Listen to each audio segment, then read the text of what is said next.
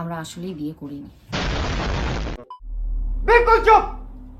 हिम्मत कैसे हुई तेरी मुंह?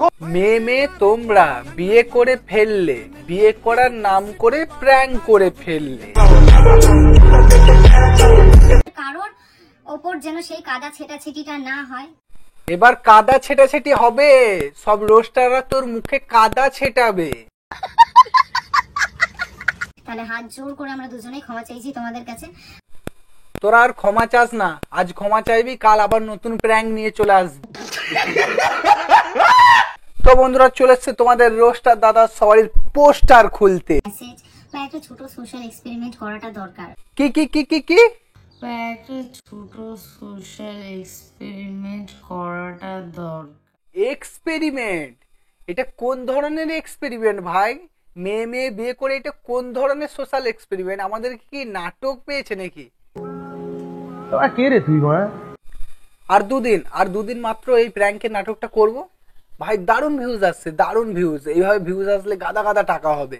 আরো মেয়ে কেন, ছেলে সবাই বিয়ে করে নেবো। সমাজে কতটা অ্যাকসেপ্টেবল, আমাদেরকে সমাজ কিভাবে অ্যাকসেপ্ট করে না।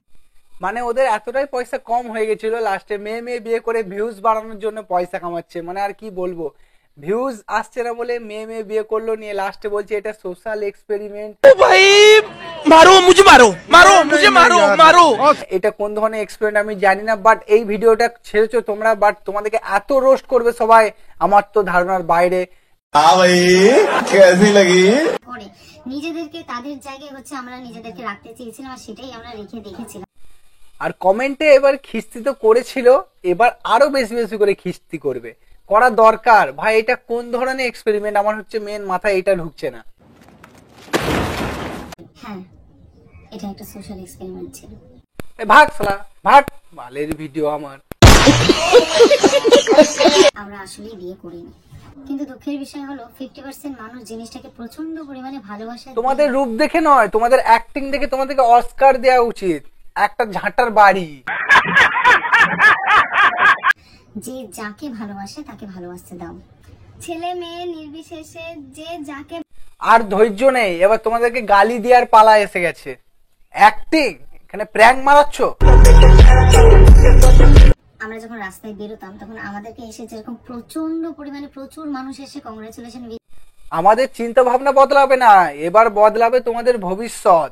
কদিন পর আরো ভিউজ ডাউন হবে, তখন আরো 4-5টা মেয়েকে বিয়ে করে নেবে দিদি। বা তুচ্ছতা ছিল, বা মানুষের একটা যে নজর ছিল। সোশ্যাল এক্সপেরিমেন্ট করা দরকার মানছি, কিন্তু ছেলে মেয়ে এক্সপেরিমেন্ট করো ভাই, বিয়ে করো, প্র্যাঙ্ক করো। ছেলে মেয়ে মানা যায় ভাই, মেয়ে বিয়ে করে ভাই কি ধরনের এটা প্র্যাঙ্ক ভাই? कैसे कैसे लोग रहते हैं यार यहाँ पर। আমরা কিন্তু দিতে চাইনি, তারপরেও যদি কেউ আমাদের এই স্টেপটার জন্য। বিয়েটাকে নিয়ে তোমরা একটা খেলা বানিয়ে দিয়েছো, মানে যাচ্ছাতাই শুরু করে দিয়েছো। অনেক চলতো, আর চাইলেই আমি এই জিনিসটাকে অনেক লম্বা টাইম পর্যন্ত টানতে পারতাম, যে আমার ভিউজ আসছে, আমার টাকা অনেক বেশি আর্নিং হবে। তোমরা লম্বা টাইম অবধি টানবে কি করে? তোমাদেরকে তো রোস্টাররা পুরো চেটে দিয়েছে। তোমরা মান সম্মানে বাইরে বেরোতে পারছো না, সবাই তো অপমান করছে, গালিগালাজ করছে কমেন্টে, তাই জন্য তোমরা আর এই অ্যাক্টিংটা ধরে রাখতে পারোনি। দেখিয়ে দেবো যে ওটা কিন্তু আবির ছিল, আর আমাদের যে কটা দিন টানা। আবার নাকি বলছো শাখা সিঁদুরটা নাকি কেনা সিটি গোল্ডের মাল, ওইটা আবির ছিল, লিপস্টিক ছিল, আর কত নাটক করবে দিদি? এইভাবে তো সমাজটাকে নষ্ট করছোই, আর মানুষদেরকে যেভাবে দেখাচ্ছ। মডেলিং করেছি, অ্যাক্টিং করেছি, তো সেই জায়গায় দাঁড়িয়ে আজ অব্দি মডেলিং করা। ছেলের সাথে প্র্যাঙ্কটা করলে তো এত ভিউজ পেতে না দিদি, তাই জন্য তো তোমরা মেয়ে প্র্যাঙ্ক করে দিলে।